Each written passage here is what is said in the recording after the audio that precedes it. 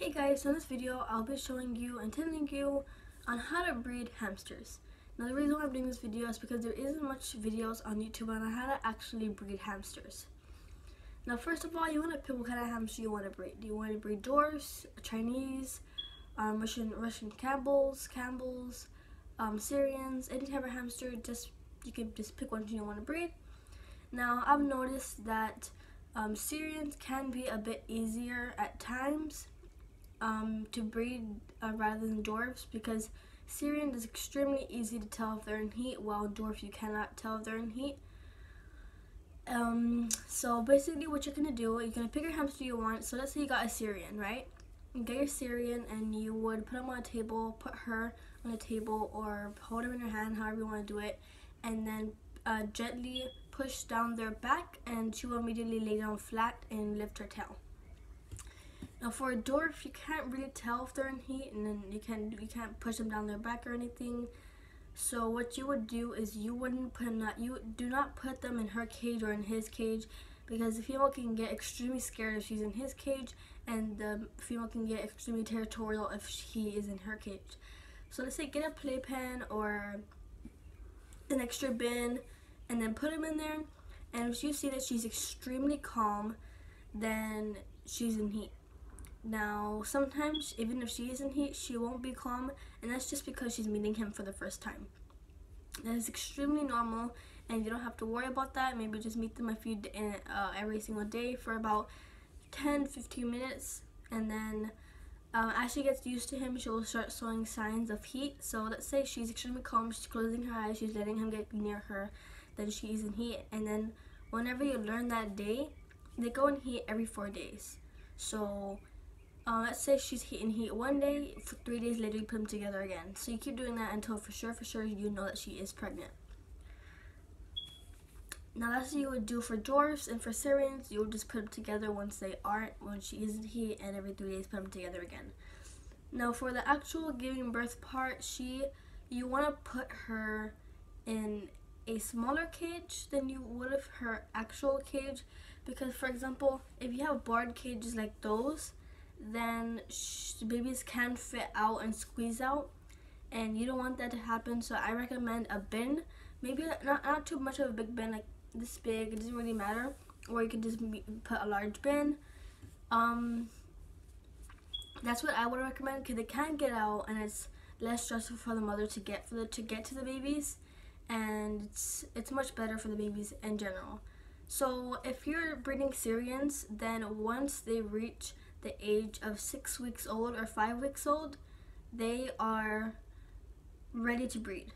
They will breed with their mom, they'll breed with each other. So you want to separate them once they hit that 5 weeks old state, because you want to separate all the boys and girls, and make sure if it's a dwarf that you triple, quadruple, so many times check, because if you don't check so many times, then it is quite difficult to tell the gender once they're very young. But once you learn how to do that, you want to make sure you separate all the males from the females. And once you pick your colors of hamsters that you want, you picked your male, you picked your female, you want to be very careful when breeding them, because you want to wait a few weeks, because the female can be 5 to 7 weeks old at Petco's, PetSmarts, Petland, any pet store you're going to, they will be that age. So you don't want to breed them that early on. And it especially goes for Syrians, because dwarfs are sometimes even in a later age, because they can be together, they won't be aggressive. So it'll go to about 10 weeks old to dwarfs. Now Syrians, you have to breed them, it's not recommended you to breed them at that age, maybe about I say 13 weeks old, 14 weeks old. So you want to wait a few weeks before you breed them, and that gives you a chance so you can tame them, because if they're not tamed, then they'll be extremely aggressive and hard to tame, and they'll be very nervous, and you don't want that to affect the breeding. Now when the mama gives birth, this goes for dwarfs and Syrians.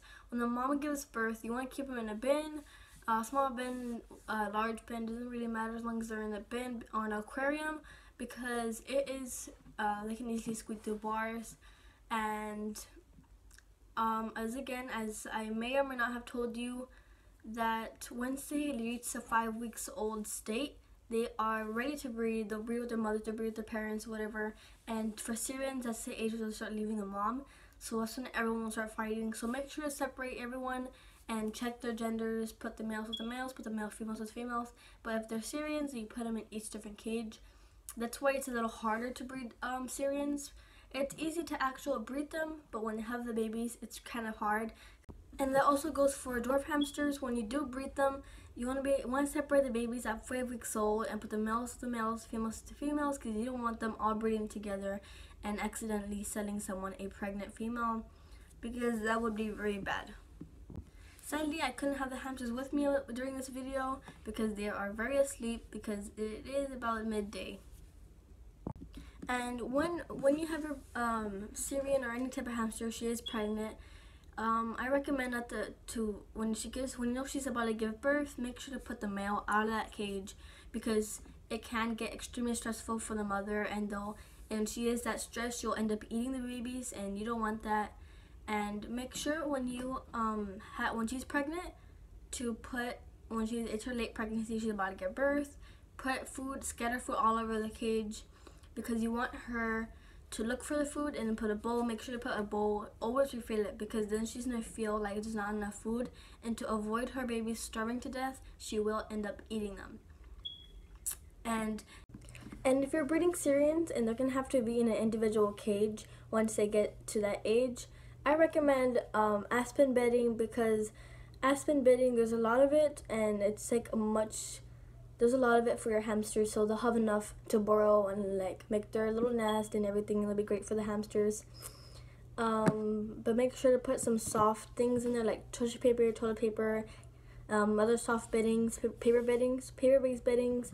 But make sure never ever to give them cotton, because if they put cotton in the cheeks to put it in their nest, it will go into their throat, and they'll end up not being able to breathe, and they'll die a very horrible death.